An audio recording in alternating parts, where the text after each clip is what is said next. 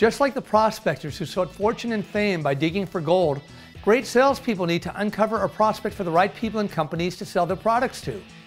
Like prospectors, salespeople are digging for gold. I'm going to show you the best ways to find gold in them there hills, but first, questions. Question number 1. Why do salespeople need to prospect? Because salespeople never have enough great clients. Inevitably, even the most successful and competent salespeople lose clients.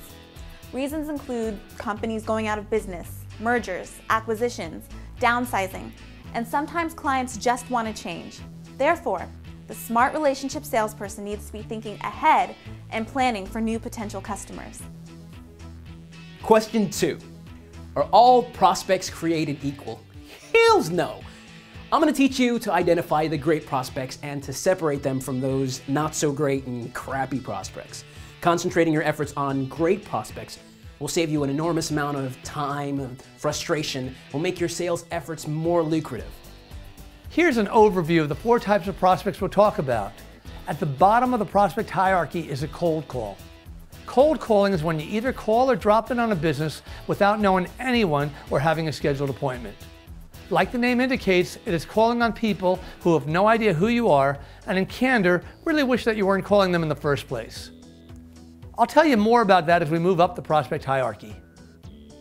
The next level from cold calling is the name. The name is just that, a name. You may know something about the company, but you have no leads or contacts to get you in there. You don't even know if they have a need for your product or if they're doing business with any of your competitors. In short, you don't know squat. When all you have is a name, there's a chance that you may be able to sell them, but that won't happen until you've obtained more information. In the middle of the prospect hierarchy is the lead. A lead is a name with information that gives you more to work with. Leads can be obtained from a variety of sources. They can be internal, from your company database, they can be purchased as part of a targeted list, or they can be referrals. Even though a lead provides more information than just a name, it's difficult and inefficient to focus on these types of prospects. At the top of the prospect hierarchy are the grade A prospects that will help you to achieve your business goals. How do you identify them? Top-notch prospects all possess the following 6 characteristics. D. D is for decision maker. The decision maker is a person who can make a decision for their company to buy your product or service. Is the person that you're targeting the decision maker or someone who can get you to the decision maker? A is for approachable. Is the decision maker approachable? Can you schedule an appointment to see them? Unless you can conduct the entire transaction online or via phone, you and the decision maker need to be in the same geographic area. If not, is the potential value of the sale enough to offset the costs of time and travel? M is for money. Does the decision maker have the money to purchase your product or service? If they can't afford it, why waste your time? N is for need. Does the decision maker have a need for your product or service? How would your product or service help their company? E is for eligible. Are there any limitations that may prevent or preclude the prospect from doing business with you? Are they eligible? I learned this one the hard way. We landed a multi-million-dollar account, and it was only after our contract was submitted to their legal department that we learned that they had a 3-year ironclad, unbreakable contract with another ad agency. We wasted a tremendous amount of time, effort, and money, but my lesson was this. Never again would I invest so extensively in trying to win a client's business without first ensuring that they were eligible to work with us. D is for desire. Does this prospect have a sincere desire to do business with you? Even if the other 5 characteristics, decision maker, approachable, money, need, and eligibility are met, unless they have a desire to work with you, the sale will not take place. When all 6 of these criteria have been met, you can be certain that you've targeted the right prospect.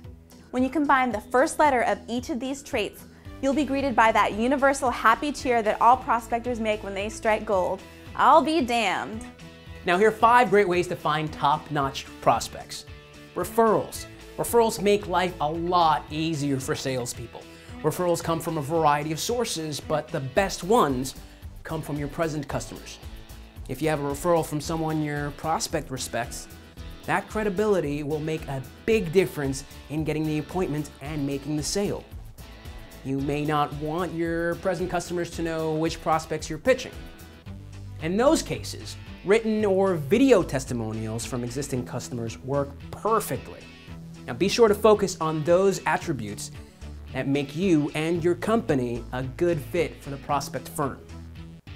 Research. The more you invest in learning about your prospects, the greater chances you'll have to establish relationships and sell them. There's so much information available through Google, LinkedIn, newspapers, and trade publications that you no longer have an excuse not to do research. Remember that when you research a potential prospect, that you do it from their perspective, not your own. Uncovering their problems and needs is a key to your sales success. Get involved. Join civic groups that your prospects belong to, whether it's Rotary, Kiwanis, or the ASPCA. Make sure you're joining because you share an interest in their mission and you want to meet new prospects. Your prospects are smart. They'll have no problem seeing through your motives if you're not sincere. Now, people love to deal with like-minded people who share their values. Which leads to the next way to find top-notch prospects. The more you do to get your name out into the community and online, the greater success you'll have in getting meetings with your prospects. Whether you blog, give speeches, or attend trade shows, the more familiar prospects are with you, the easier it is to get meetings with them. The best part of this prospecting approach is that your prospects may call on you before you've even had a chance to call on them. Now, isn't that special?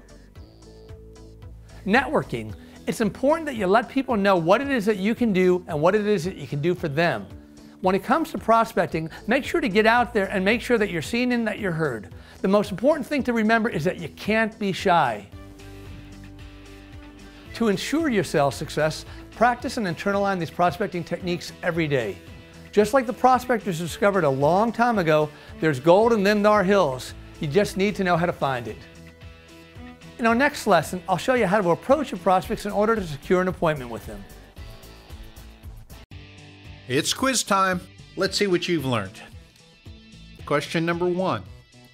Why do salespeople need to prospect? Is it A, to take business away from their competitors? B, it's better to get new clients than spend time trying to satisfy old ones? C, to fill time when there's a lull at work?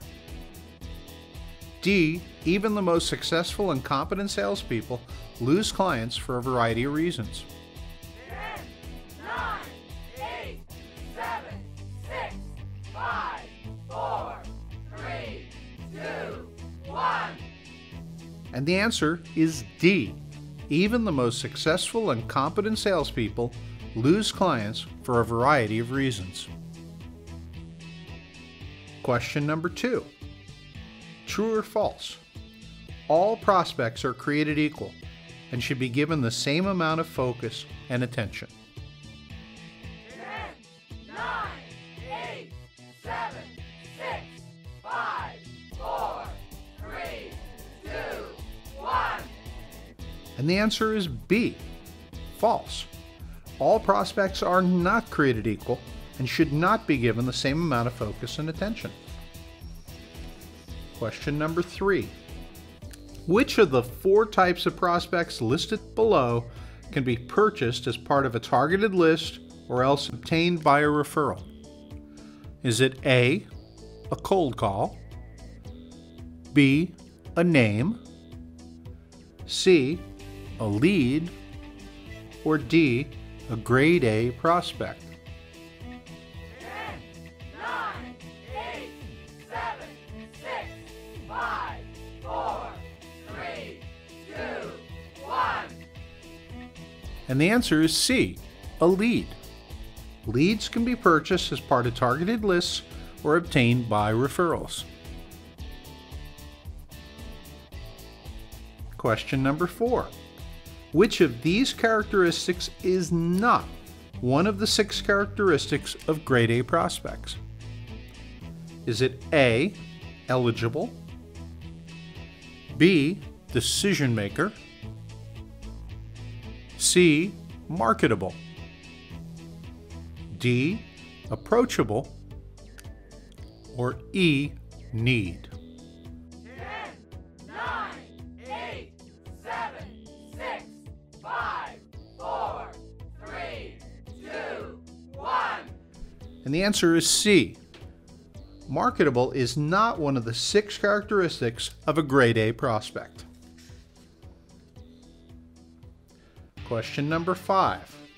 When you have successfully gotten your name out in the public eye, from a prospecting perspective, what is one of the best unexpected byproducts that may result? Is it A, you get VIP seating at important events? B, you are perceived as an industry expert? C, prospects call you and want to meet with you even before you've had a chance to call them? Or D, your confidence soars before and during meetings? 10, 9, 8, 7, 6, 5, 4, 3, 2, 1. And the answer is C. Prospects call you and want to meet you, even before you've had a chance to call them. So, remember, in the recap here, why do salespeople need to prospect? Even the most successful and competent salespeople are just going to lose clients. All prospects are not created equal. Some prospects are considerably more lucrative and should be given more focus and attention. Remember the 4 types of prospects: the cold call, the name, the lead, and the grade A, I'll be damned prospect. Remember the 6 characteristics of the grade A, I'll be damned prospect. They are a decision maker, they're approachable, they have the money, they have the need, they are eligible, and they have a desire to do business with you. Finally, 5 great ways to find top-notch prospects. Through referrals, by doing your own research, by getting involved, by getting your name out there, and by networking. Congratulations! You've completed Chapter 4.